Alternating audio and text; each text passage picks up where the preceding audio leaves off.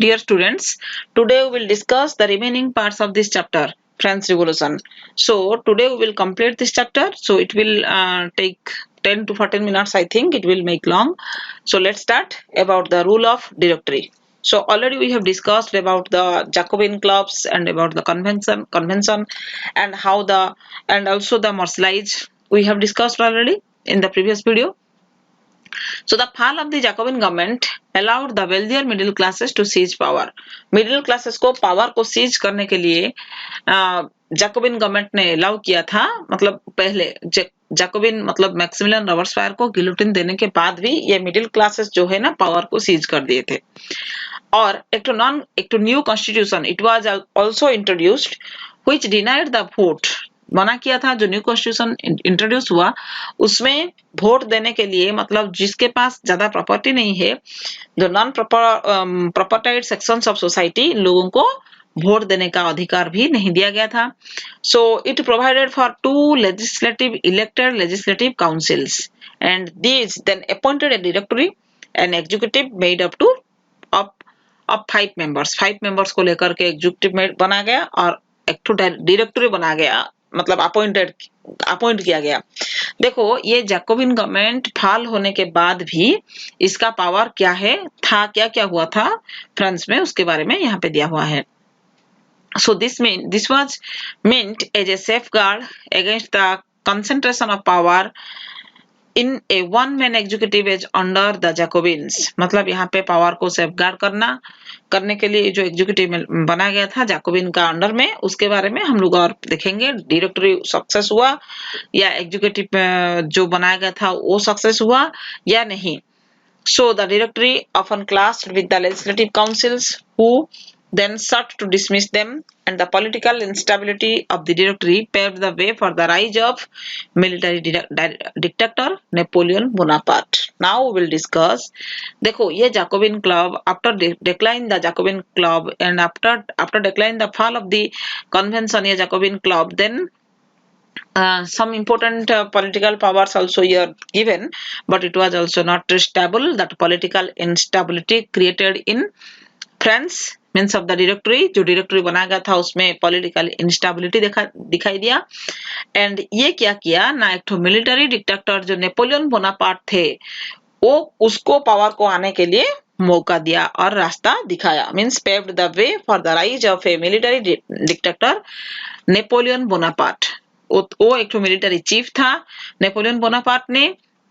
So we will discuss now rule of Napoleon. So see here, he was a army chief. Napoleon Bonaparte ने एक तो army chief था and under king Louis 16, namely Louis 16 के समय में वो एक तो चीफ आर्मी का चीफ था. And Napoleon Bonaparte crowned himself emperor of France in 1804. इसके पास इतना पावर था, ये एक तो आर्मी चीफ होने के बाद भी ये अपना पावर को ऐसा यूटिलाइज किया तो उसके बाद वो जाकर के इतना बड़ा फ्रांस जैसा इतना बड़ा पावरफुल कंट्री का वो एम्परर बना था. सो इसलिए एक तो कहावत भी है, जैसे कि वो नेपोलियन ने बोला था, कहावत तो नहीं होगा यहाँ पे.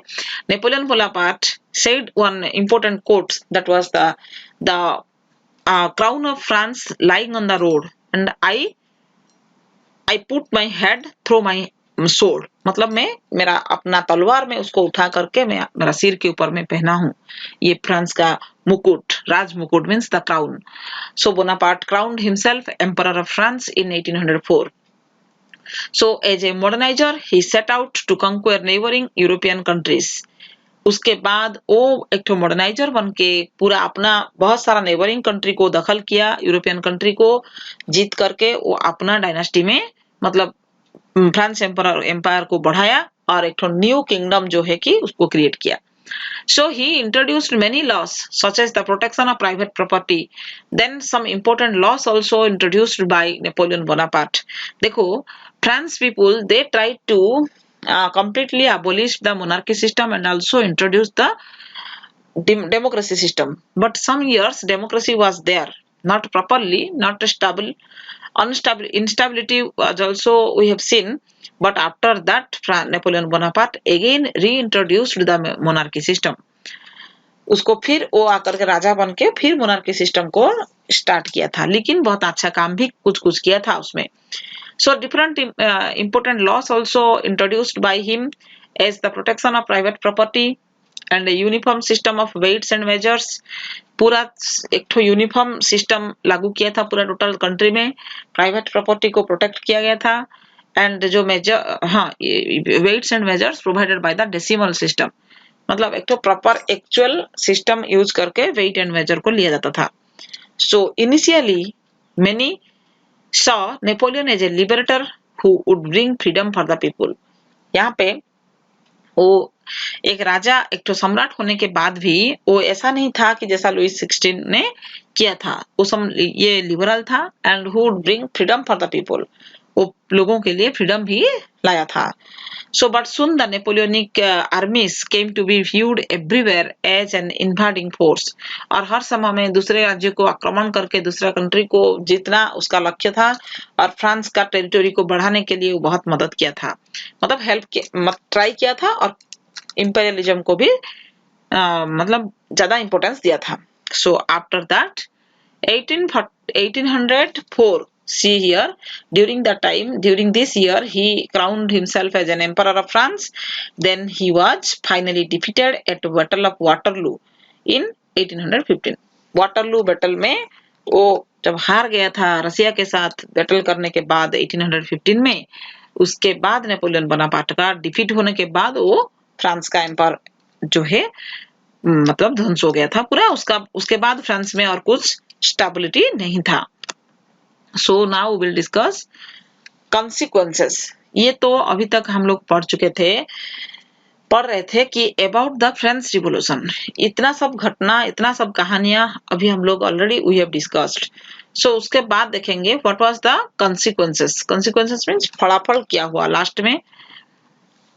देखो जनरल कॉन्सिक्वेंसेस एक तो देखेंगे, abolition of slavery and role of women. ये तीन तो इंपॉर्टेंट पॉइंट्स को लेकर के अभी हम लोग देखेंगे. See that is the general consequences.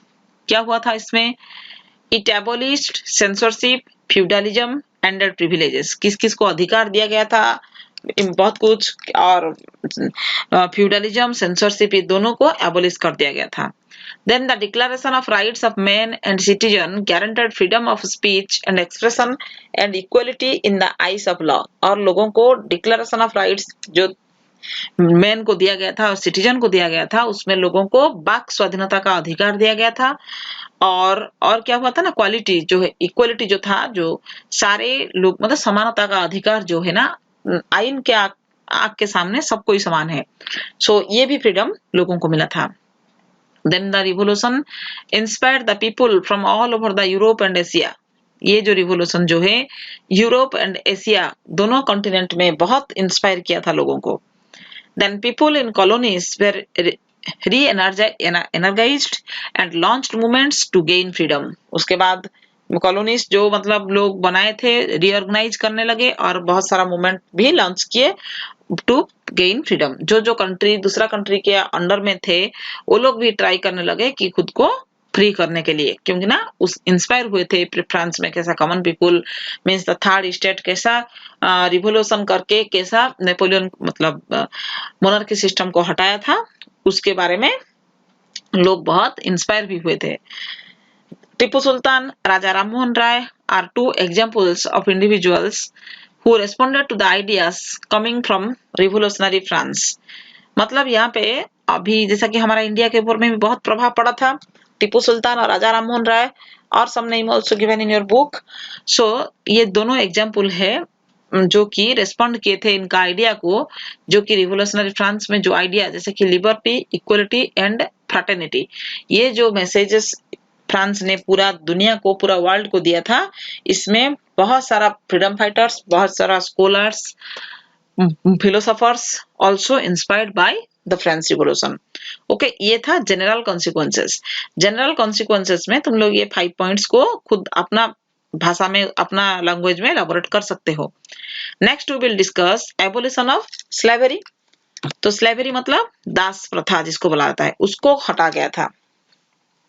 Slave मतलब पता है, जो कि बिना पैसा में या कम पैसा में दूसरे के घर में जाके काम करता है. without any particular what wages.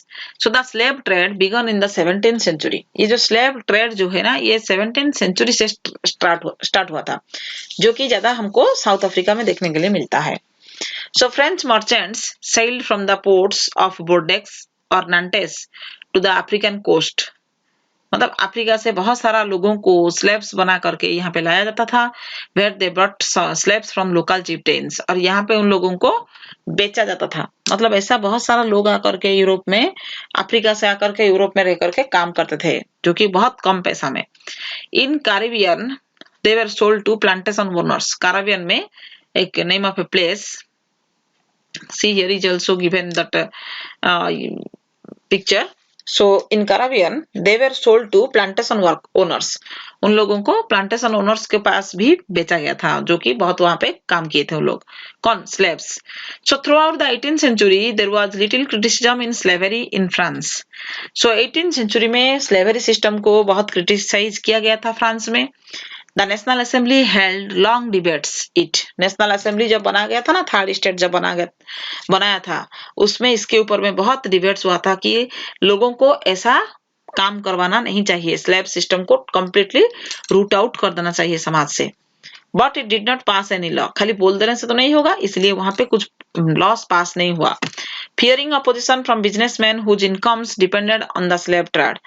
मतलब यहाँ पे बहुत लोगों का बिजनेस था एक तो स्लेव ट्रेड के लेकर के, लोगों को वहां से लेकर के आना, और यहाँ पे प्लांटेशन ओनर्स को हो या कोई बहुत बड़ा बड़ा इंडस्ट्री को सप्लाई करके वो लोग ज्यादा पैसा कमाते थे, और वो स्लेव्स जो है उन लोगों को बहुत कम पैसा मिलता था. बाकी उन लोग का जो दलाल थे ना, उन लोगों को ज्यादा पैसा मिलता था. तो ये भी एक ठो सिस्टम उस समय में चल रहा था, लेकिन national assembly try to root out that system. So 1794 में जैकोबिन रिजिम एबोलिश्ड. देखो जैकोबिन जब आया था, जैकोबिन क्लब जब बना था, उस समय में स्लेवरी सिस्टम को एबोलिश कर दिया गया था फ्रांस कॉलोनी से.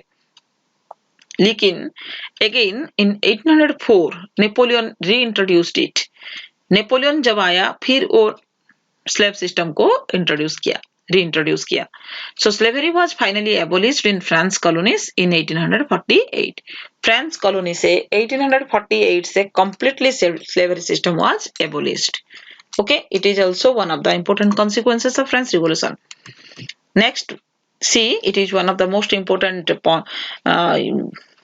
map of France. Always that question will come. It is Nantes और ये जो है ये है बोर्डेक्स, जो कि यहाँ पे दिया हुआ है. वाह, ये नांटेस और ये बोर्डेक्स. नांटेस, बोर्डेक्स एंड पेरिस, ये तीनों ही हर एग्जाम में आता है, तो इसको अच्छा से देखोगे और याद रखोगे. Next one is the role of women. Women का रोल क्या था? देखो, from the very beginning women were active participants in the revolution. पूरा शुरू से ही वुमेन को इतना इंपॉर्टेंस दिया गया था कि वो लोग की एक्टिव पार्टिसिपेंट्स बने थे रिवोल्यूशन में. उनका रोल बहुत है. So in order to discuss and voice their interest, women started their own 60 political clubs and newspapers. उसके बाद खाली वुमेन जो है 60 पॉलिटिकल क्लब्स स्टार्ट किए थे, एंड न्यूज़पेपर में भी अपना मतलब बहुत कुछ आया था उसमें, और बनाए थे वो लोग एक ठो पॉलिटिकल क्लब्स में उन लोगों का मतलब एक ठो women they started that kind of the system. And from the very beginning they demanded the right to vote and to be elected to the assembly and to hold political offices. Then उसके बाद वो लोग assembly में भी भाग लेने के लिए उनको राइट्स मिला था, उन दो डिमांड किए थे, and to hold political offices. Political office में भी उन लोगों का रोल बहुत था. Then during Jacobin regime the government made schooling compulsory for all girls. और गर्ल्स के लिए स्कूलिंग का भी सिस्टम था, जैसा कि एजुकेशन सिस्टम पूरा कंपलसरी था उस समय में. And their fathers could no longer force them into marriages against their will.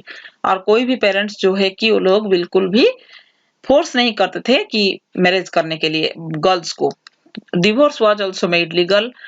Divorce system भी लीगल था, जैसे कि जो वुमेन चाहेगी तो जा करके ले पाएगी डिवोर्स और दे पाएगी भी. मतलब ये वुमेन को बहुत कुछ फैसिलिटी यहाँ पे मिला था. And it was finally in 1946 that women in France own the right to vote.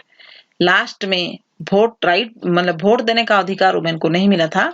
1946 में वुमेन को लास्ट में वोट देने का अधिकार मिला, जो कि बहुत इंपॉर्टेंट पॉलिटिकल राइट्स था वुमेन के लिए. So it was the one of the most important consequences of French Revolution, that women were also success, means they also played the successful role in French Revolution. Okay, so these three important consequences you have to remember and also write in your copy that points. Okay, so now that chapter completed, and that 9 videos I have sent already. So that 9 videos, I think the 30 students, near about 30 students, you have to watch and write everything. Otherwise it will it become very difficult for you to remember or understand the chapter. Okay, so till then, bye.